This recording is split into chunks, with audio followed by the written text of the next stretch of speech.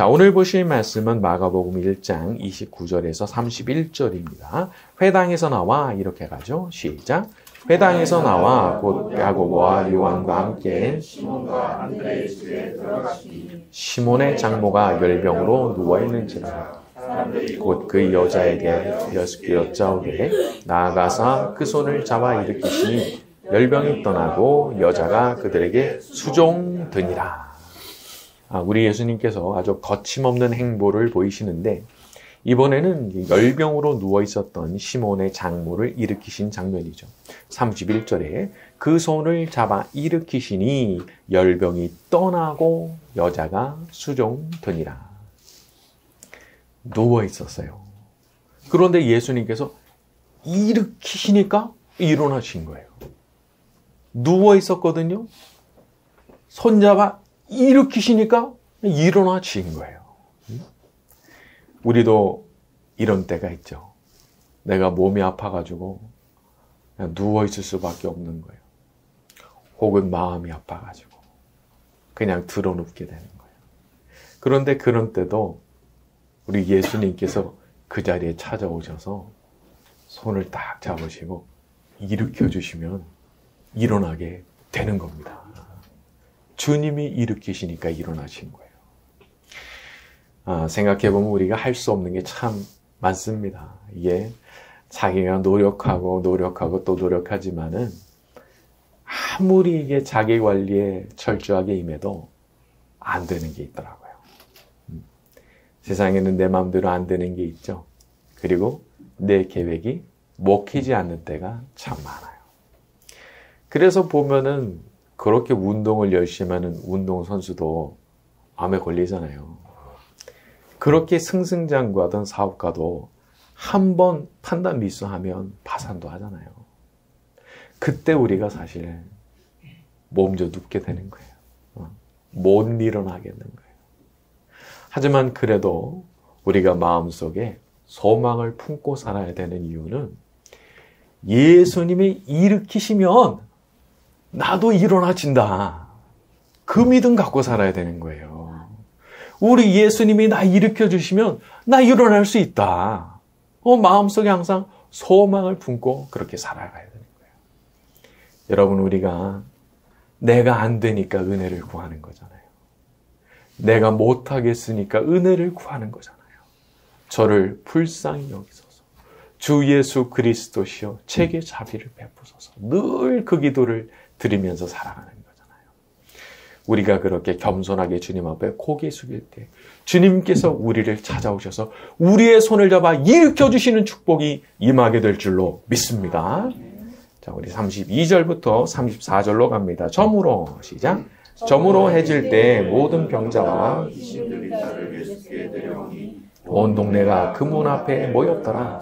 예수께서 각종 병이 든 많은 사람을 고치시며 많은 귀신을 내쫓으시되 귀신이 자기를 알므로 그 말하는 것을 허락하지 하시니라. 32절을 보면 사람들이 병자와 귀신 들린 자를 예수께 데려왔다 말을 했죠. 그러니까 이 부분을 보게 되면은 이 마가복음이 굉장히 강조하는 게 있는 거예요. 사람들이 제일 고통받는 거 두 가지가 지금 나오는 겁니다. 하나는 질병이고 또 하나는 요 귀신, 요 악령들이 이게 아주 심각한 문제를 일으키는 것들이고 예수님은 그런 것들을 해결하셨다, 그런 얘기가 되는 거죠. 그런데 이 부분을 가만히 보게 되면 일종의 확장이 들어 있습니다. 이전에 예수님은 한 번씩 기적을 행하셨어요. 베드로의 장모 한 명의 열병을 고쳐주시고 또 회당에서 귀신 들렸던 사람 한 명을 고쳐주셨지만 이번에 34절을 보니까 병이 든 많은 사람을 고치시고 많은 귀신들을 내쫓으시며 이렇게 되어 있죠.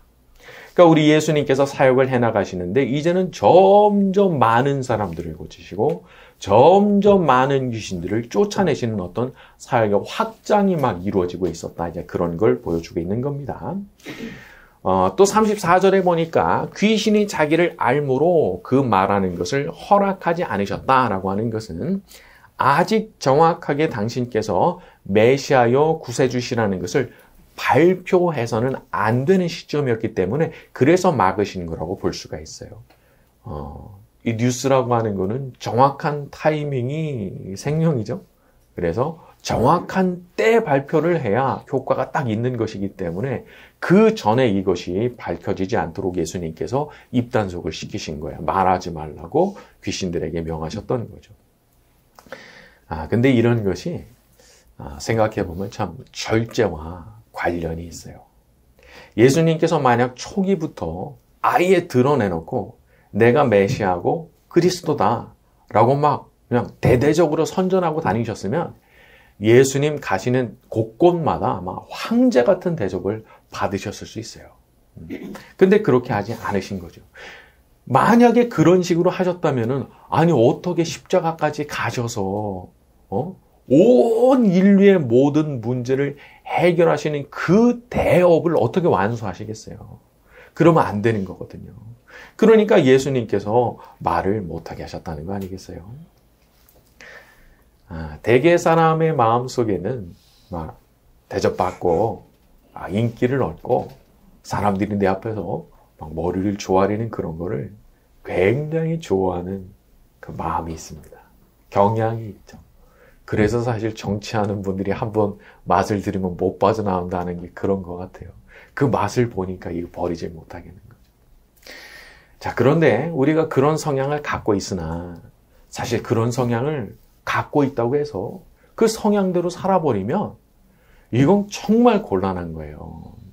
하나님의 뜻을 이루어 드릴 수가 없어요. 우리 하나님께서는 우리 각 사람에 대해서 다 계획을 갖고 계시거든요. 그리고 나를 통해서 이루고자 하시는 그 선한 일이 다 있어요. 근데 이거를 내가 망칠 수 있는 거거든요. 그래서 하나님께서 어떤 일을 쭉 해나가시려고 하는데 이제 막 시작인데 초입인데 내가 막 흥분해가지고 그냥 막 자랑했단 말이에요. 이러다가 그냥 망치는 경우가 많이 있는 거죠. 그래서 우리가 어떤 성공 앞에서 특히 자기 자신을 드러내고 싶은 그 마음을 절제하는 일을 잘해야 되는 것 같아요. 절제하면 실수가 없습니다. 이게 참 뭐가 실수를 만들어내죠? 대체로 입이 그렇게 하더라고요. 입이. 이 입이 말이죠. 여기 좀 가만히 있으면 좋겠는데 너무 근질근질하니까 이거 그냥 미리 말했다가 그냥 나중에 참 수습이 안 되고 참 민망한 상황들이 오는데 저도 그런 실수를 많이 했어요. 그래서 그런 것들이 참 중요하구나 그런 생각도 해보게 됐습니다. 자, 성공 앞에서도 항상 마음의 고삐를 쥐고 우리 예수님처럼 살아가는 우리 모두가 되기를 바랍니다. 자, 35절부터 37절로 갑니다. 새벽 아직도 시작. 새벽 아직도 밝기 전에 예수께서 일어나 나가 기도하시더니 시몬과 및 그와 함께 있는 자들이 예수의 뒤를 따라가 만나서 이르되 그렇죠. 자, 우리 예수님께서 새벽이 아직 밝기도 전에 캄캄한 때 나가서 한적한 곳에서 기도하셨다는 거 아니겠어요? 그런데 이때가 어떤 때냐? 37절에 모든 사람이 주를 찾나이다.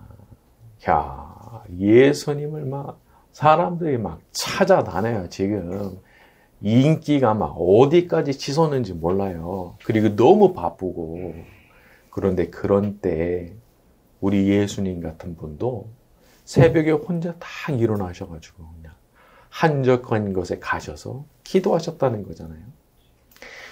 사람이 혼자서 조용하게 하나님 앞에 나가서 정기적으로 기도하면서 깊은 교제의 시간을 가지지 못하면 금방 무너집니다. 그 인기를 감당 못해요. 그 바쁜 거를 감당 못해요. 그 성공을 감당을 못해요. 그래서 보면 달라지셨네. 이런 느낌을 받을 때가 있어요. 그 전까지는 그렇게 하나님 앞에서 너무 예쁜 모습으로 사셨는데 이게 뭔가 은혜 받고 그냥 풀리게 해주시니까 잘 됐는데 이 성공을 감당을 못해요. 달라졌어. 그런 생각이 절로 들게 되는 거예요. 그러면 이제 문제 생기는 거예요. 다니엘 같은 분 꼭 기억해야 됩니다. 대국을 다스리는 총리였지만 하루에 3번 꼬박꼬박 그 자리에 가서 기도한 거예요. 다락방 가서 문 딱 열고 하루 3번씩 기도하는 걸 평생 한 거예요. 평생. 이게 말하자면 비결이라면 비결인 거죠.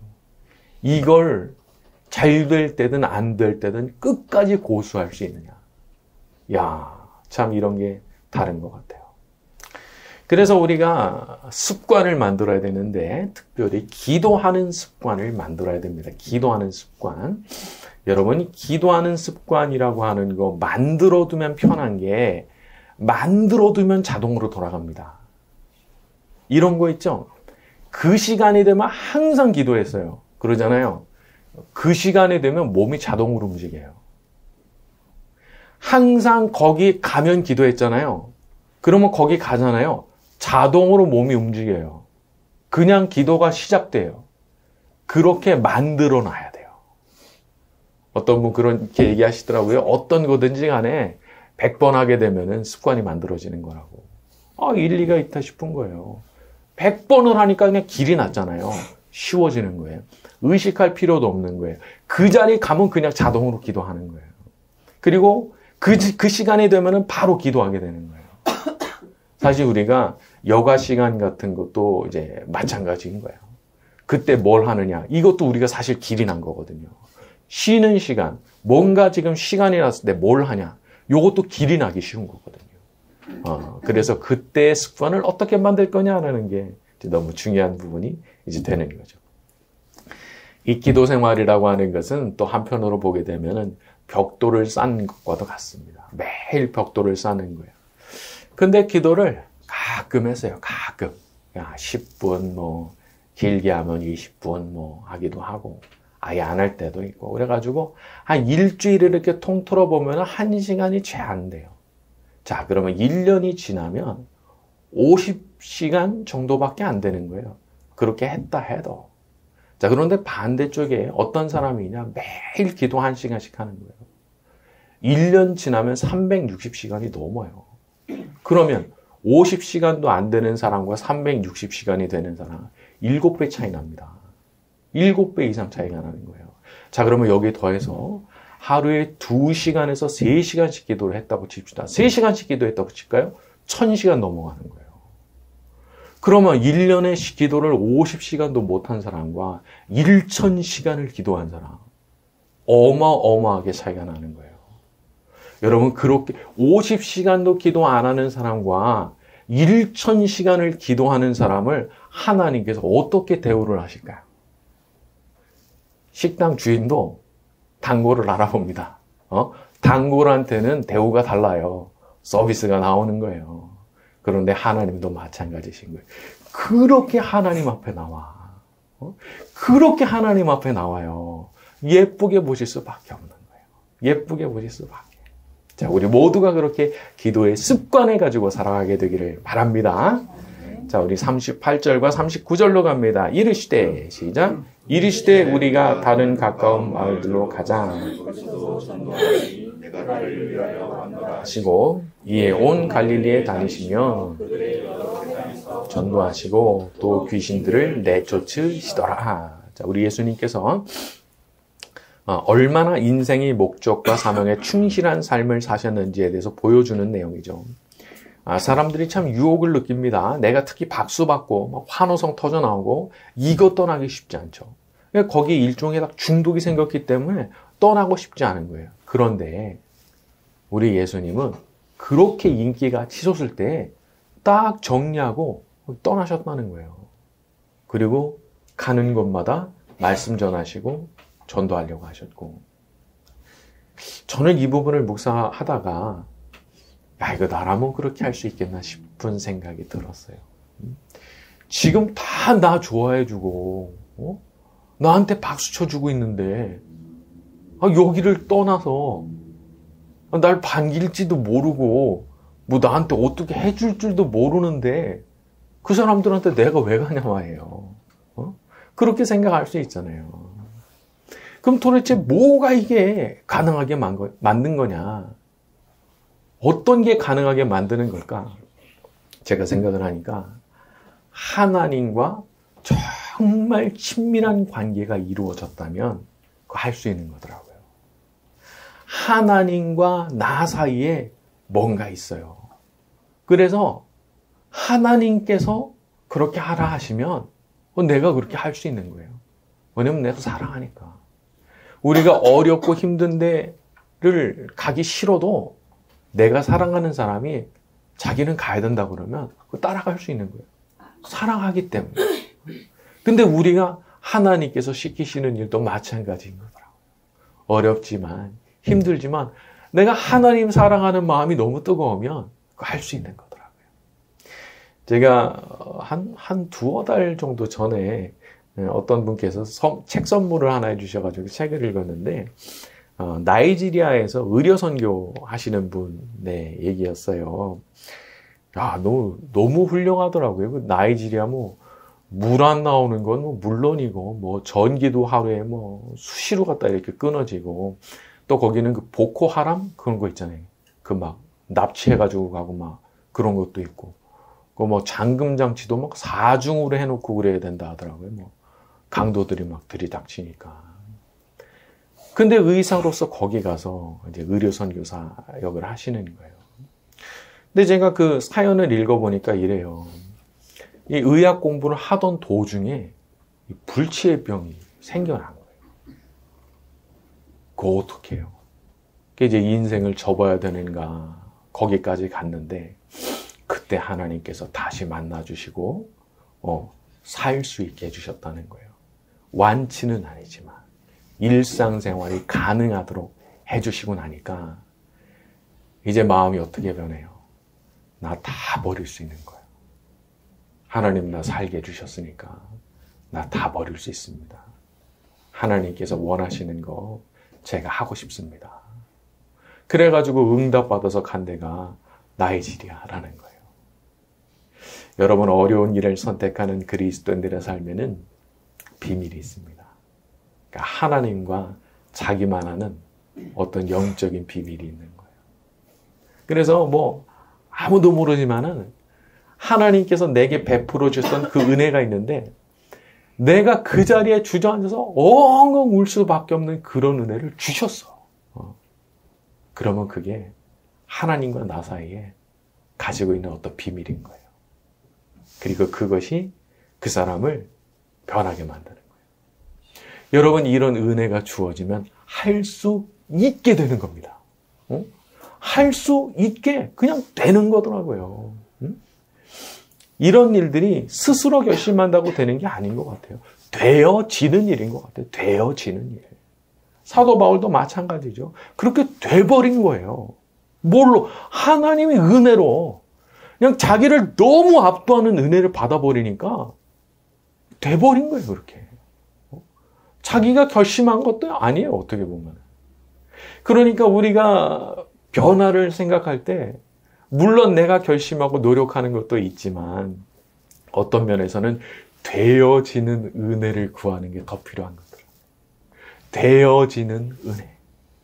제가 그렇게 되고 싶습니다. 저를 만들어 주시옵소서. 야, 그 압력이 어마어마하게 주어질 때 그 변하는 거잖아요. 압력이 주어질 때 석탄이 다이아몬드로 바뀐다 하잖아요. 근데 이건 정말 맞는 얘기인 것 같아요. 그 압력이 하나님의 그 은혜의 압력이 확 사람을 갖다 이렇게 눌러버리면 그때 사람이 달라지는 거더라고요. 그러면서 새로운 삶이 펼쳐지는 거더라 말이죠. 여러분 하나님께서 살아계신지 아닌지 당신이 봤느냐? 당신이 어떻게 하느냐? 천국이 있는지 없는지 어떻게 하느냐? 당신 죽어봤느냐? 그런 말을 하는 분들이 있죠. 그거 어떻게 하냐면 자기가 하나님 만나보면 압니다. 나는 그걸 부인을 못하겠는 거예요. 내가 살아계신 하나님을 만나버렸기 때문에 나는 성경의 내용을 부인을 할 수가 없는 거예요. 그게 우리의 간증이에요. 되어지는 축복이 지금도 있습니다. 자기 자신에 대해서 혹시라도 낙심하는 분이 있다면 그러지 마세요. 주님이 만드시면 만들어지는 줄로 믿습니다. 오늘도 우리를 지켜보시는 주님, 우리가 엎드리고 간구할 때 우리에게 반드시 은혜와 축복을 베풀어 주실 줄로 믿습니다. 자, 오늘 말씀 여기까지 하고 찬양 같이 합니다. 우리 보좌 앞에 모였네, 함께 주를 찬양하며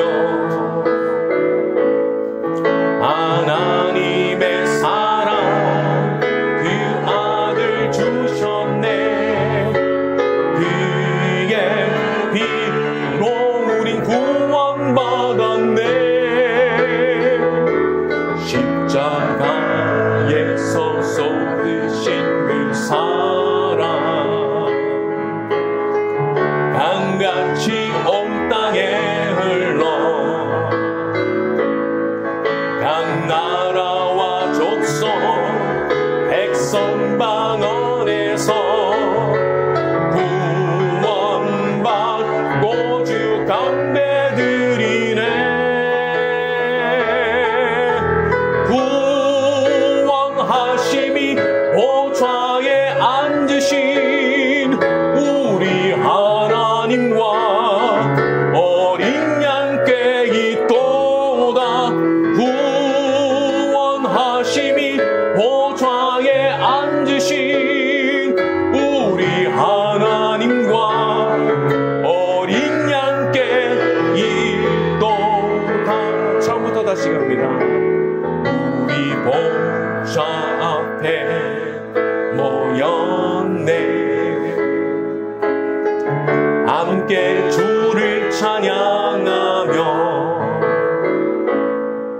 하나님의 사랑 그 아들 주셨네. 그의 피로 우린 구원받았네. 십자가에서 쏟으신 그 사랑 강같이 온 땅에 흘러 각 나라와 족속 백성 방언에서 구원받고 주 감배드리네. 구원하심이 보좌에 앉으신 우리 하나님과 어린 양께 있도다. 구원하심이 보좌에 앉으신 우리 하나님과 어린 양께 있도. 구원하심이